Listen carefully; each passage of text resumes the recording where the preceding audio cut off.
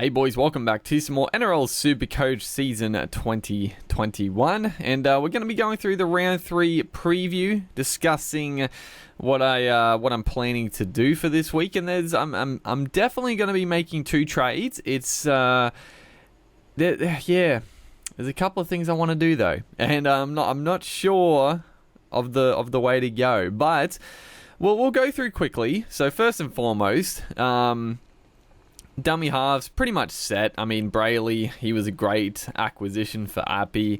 He's not going to score a try every week, obviously, but I think he's good for like 6. I think in general games, he's going to average around 60 points, which is extremely good. He's going to make a lot of money, and he could be one of the top dummy halves for the year potentially.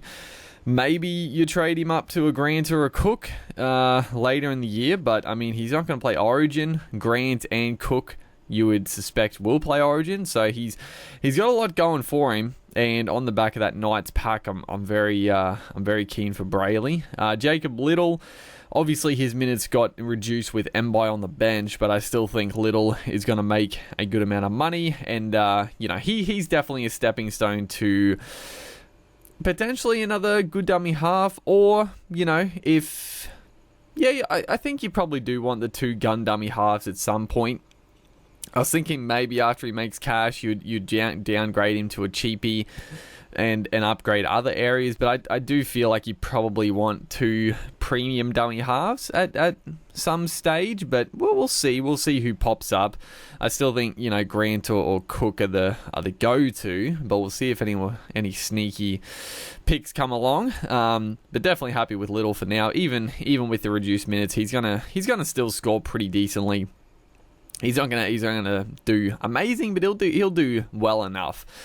Junior Paulo, his scores honestly wouldn't have been that good, but he's got 2 tries in 2 weeks, and I feel very good about starting with him. Although I'm a little bit without the tries, his numbers wouldn't be amazing, but I'm still very happy to have Paulo. He's got the attacking upside, and he's done well so far. Big Tino, He's one guy that I am probably going to stick with, but he is a guy that I'm potentially looking at trading for someone. Actually, no, not this week, because there's definitely a couple of guys that I'm pretty much going to get rid of, but Tino, he's a watch. He's a wait and see. Because he played really well, according to most people, and his score just wasn't that amazing, but he hasn't really had too many attacking. Both games now, he hasn't had that attacking upside. He's definitely good for a couple of tries. So I think the points will come with Big Tino. We'll see. Spencer Leniu, Udagamano, I'm pretty happy with both these guys. Can't be displeased with their output. The back row, so Mitch Barnett, very happy with. We will straight away switch Crichton. Obviously, Crichton will be back into the fray, and then Ryan Madison. So I'm pretty much. Well, I'm 100% getting rid of Ryan Madison. Now, I know there's definitely a case that you could keep Madison and hope that he only misses the 1 week, but I mean, just in the past, like, he is a guy that if there's any lingering issues, and he's had plenty of issues before, that he's been out for a long time, and I think that the Eels, they've started well. They're not gonna risk him. So even if there's a slight concern, he could miss a few weeks, and I think having that much money sitting on the pine, I think it's a bit of a waste with a couple other key outs as well. So I think Madison pretty much has to go. If your team is like really set, you've got plenty of players to choose from. You could keep him for a week, maybe 2, but it would be a little bit frustrating if he kept he was going to get up and then he missed another week. So I'm going to get rid of Madison. Jordan Ricky had a great game, 81, happy with that. Nrl Supercoach, 39, he played really well in real life. Didn't really convert to Supercoach, but still, for the cheapy price, I'm pretty happy with it. I can't be disappointed with averaging around 40 40 plus. And then the halves, so Mitchell Moses, he only got the 48 once again. It's not bad. It's not bad at all. And I still think my team, if I could have squeezed Cleary in, obviously would have been better. But the big news, Cleary is not going to be playing in this game, which is great for me. I can't dispute that. It makes not picking Cleary just a little bit better.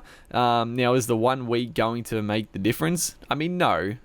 Eventually, I do want to trade Moses up, but I don't know. I'm thinking I'm going to keep with Moses until the Origin period, because obviously Cleary's going to get the nod in Origin, and then after that, I'll upgrade Moses to Cleary. So I'm probably just going to ride the roller coaster with Moses till then.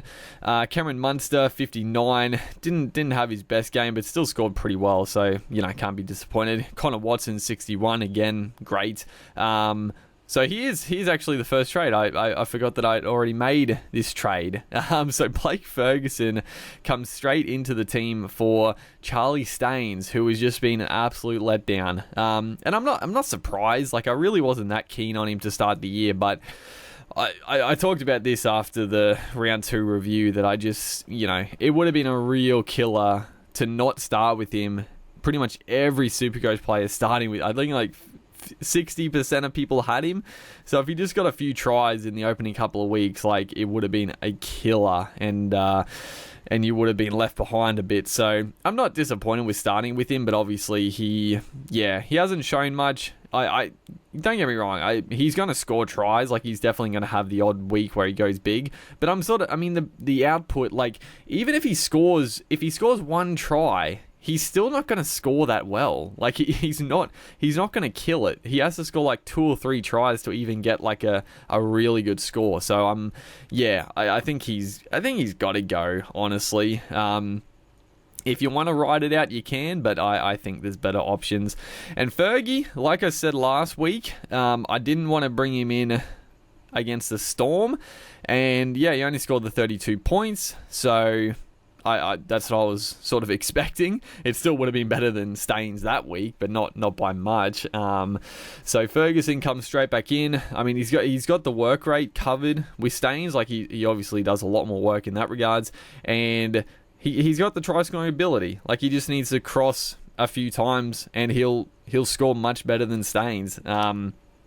And he's only slightly. I mean, he's about 50-60k cheaper, more expensive. So I'm pretty happy with the Fergie pickup. I was, don't get me wrong, I was tempted by Jermaine Asako, who I was going to go at the start of the year, and I'm disappointed I didn't go with my gut on that one, because he's gone pretty well. He scored about 40 in the first round, and then like 70-80 in the second round, so he's been pretty good. Obviously, the goal kicking, a fullback, it's very nice to have in your centre wing, and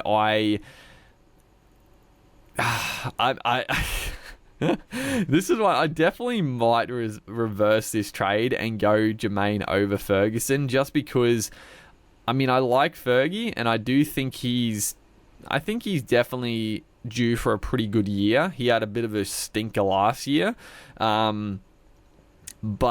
Jermaine, just having a goal kicker playing fullback in your centre wing is just really nice. Even though the Broncos are trash, Jermaine, I do really like Azarko.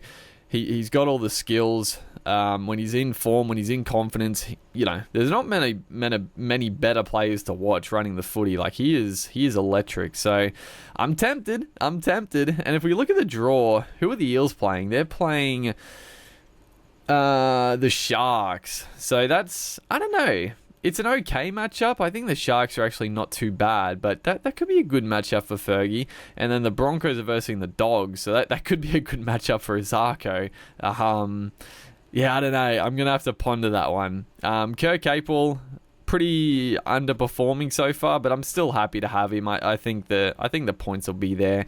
Tessin New, very good. I'm happy with him. Dane Laurie, exceptional. James Roberts is back from injury, but I'm probably not going to play him. I don't think I'm going to play Roberts. Could, but probably not. James Tedesco killing it, and then Pappenhausen is the late withdrawal. So this is the the big kicker. So for a lot of people, they'll have Cleary, Pappenhausen and Madison, so they're going to be a little bit screwed over. Thankfully, I've only got Madison and Pappenhausen. Obviously, I'm not going to trade Pappenhausen, but yeah, my reserves at the moment, it's looking like Little. I mean, I could just go what I did last week. Little, Ricky. Actually, no, I've got to... I couldn't do it like that because I got to get rid of Madison. So I've got to... Yeah, this is why I'm pretty much... I'm not forced to trade Madison. Like, if I had it like this, I'd put Ricky into the starting side, and then I could either choose... I mean, probably Lenu over Udakamano, or I could go James Roberts. But they're not great options as my fourth reserve. So this way I can get rid of Madison and still have 4 decent reserves. I'm still not happy about having to play Fuima Ono, but it's not bad. I mean, I still think he can average about 40, 50. So if we look at our options, I've got 186 left in the bank, so I can afford anybody. And I can get either a back row or a front row. So I can swing Tino down to the second row and pick up a front row forward, or I can go with the back row. And there's some tempting options. If we look at the top scorers at the minute, so Barnett we have. TPJ, dude, oh my goodness, he's... Oh, I would love to pick up Pengai, but I just... Dude, the minutes are a worry. Like, although it's not really the minutes, because I guess he's only playing like 30 to 40 minutes. Like, it's not many, but because he's playing so little minutes, it's because of his output. Like, when he's on the field, he's in everything. Like, he is going a million miles an hour. He's throwing offloads. He's getting involved in everything. So the minutes aren't necessarily the issue, because if he played more minutes, his work rate would be way down on what it is. And yeah, he's been on fire. But dude, I don't know. Something about getting Pengai just freaks me out. It just freaks me out. But he's killing it. Viliami Kikau. I wouldn't go Kikau just because, again, the minutes. I mean, last round he killed it, and then he played big minutes. Round 1, his minutes were way down. So I'm just not sure what Kikau's minutes are like. I mean, when he gets the footy, like, he's just unstoppable. But yeah, I don't know. They've also had a couple of easy games, so I'm just a little bit. We'll see what happens when they come up against some good opposition. Obviously, the Storm in this round. David Fafita, definitely a tempting option. But again, I'm just a little bit wary with Big Dave, because, I mean, he scored 2 tries, and he scored, 105 is a very good score, but with 2 tries, 2 line breaks, I mean, that's... What's that? That's like over half his points right there. So if he doesn't score a try, the score isn't that incredible. But he's a good... I mean, he just... I mean, that's the thing with him. He's so dangerous. Tupanua is a guy I'm very, very keen on. Again, though, he scored... I think he scored 2 tries in 2 weeks. So all the forwards are getting tries, man. But Tupanua 410. I mean, he's very cheap. I could free up a lot of cash with the Tupanua pickup. Hudson Young, also tempting. Tohu Harris is probably a guy that is probably the safest out of everyone, because he just plays massive minutes on the edge or in the middle. Like, he plays 80 minutes. He has just the best base stats of any forward, I'm pretty sure. And yeah, just always safe for 70 plus, which is very, very nice. And I'm tempted by Tohu for sure. I think it's a great pickup. Anyone else, I'm not that keen on. Ryan James. So this is the guy.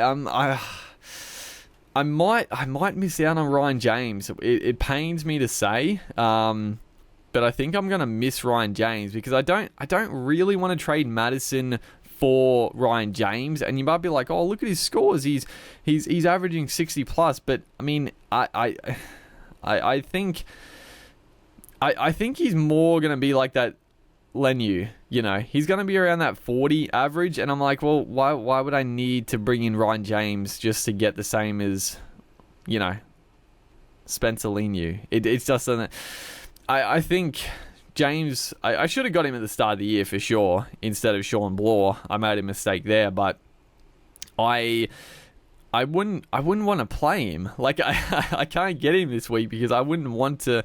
Obviously, I would play him, but I don't. I wouldn't want to play a bench forward. He's killing it, and it's good to see. But I couldn't go there. And if I don't trade out, I could trade out Bloor for him, but then again, I would have to play Ricky Fuimaono and then either Ryan James or James Roberts. So. Yeah, I mean, it's the option. It'd free up a lot of cash, but I think I'd rather the safety of Tohu, and then yeah, it's probably out of Tohu. There's options, dude. I don't know. But then if we go the other direction, a front row, so we switch Tino down to the second row, and then if we look at the front row again, I could pick up Peter. I don't know. I can't say names tonight, but Pangai Jr. I get Pangai. Daniel Saifidi, I wouldn't really go near. Obviously, he got 2 tries in the first round, killed it, but only, 46. Even Dave Clemmer, I mean, I like Clemmer, but again, like, his minutes were inflated at round 1, that I think he's more of that 60, 70 average, 60 to 70. So I'm not that keen. Takiaho, again, a lot of people went him and he's gone well. Like, he's averaging 70, but he's got the goal kicking, but his minutes aren't amazing, and also the base stats aren't that good. So I'm not that keen on Takiaho, honestly. I'm a little bit wary about him. Very wary, in fact. I mean, the goal kicking's nice, but without the goal kicking, his points really wouldn't be that good. Lindsay Collins, he's been killing it starting. But with Radley coming back into the team, I think Lindsay might lose a few minutes potentially. Fisher Harris is always a good pickup. Again, we could pick up Ryan James. But other than that, I mean, not too much else. Marty DePau had a good game, but he did get a try, so I'm not that keen on. Christian Welsh, solid, but nothing too amazing. And then Finor Blake was a guy I was very keen on, but yeah, didn't do that well in round 2. So I've sort of gone off Finor Blake, and then.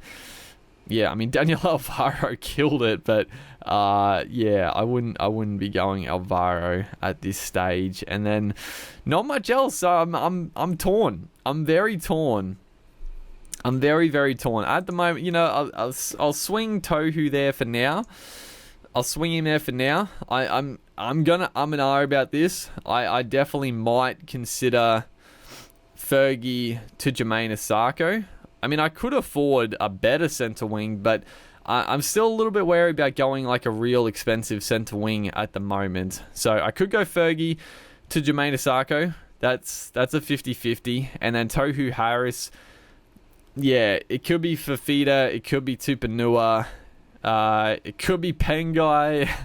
I do have a couple of Broncos, actually. It could be Pangai. I don't know, though. I really don't. I don't know. But that's my conundrum at the moment. We're going well, though. I don't need to do, it is sort of a luxury trade for sure. So, whatever decision I make, it's not going to really cost me too much. So, that's one thing just to remind yourself. One trade is not going to make or break you. Obviously, if you're vying for top spot, it will. But, if you're just aiming for a good finish, then the one trade where you try to risk it a little bit, it's not a bad option. So that's what it is at the moment. Hopefully you guys are enjoying the Supercoach videos. It's always a lot of fun to make, and I'll see you guys in the next one.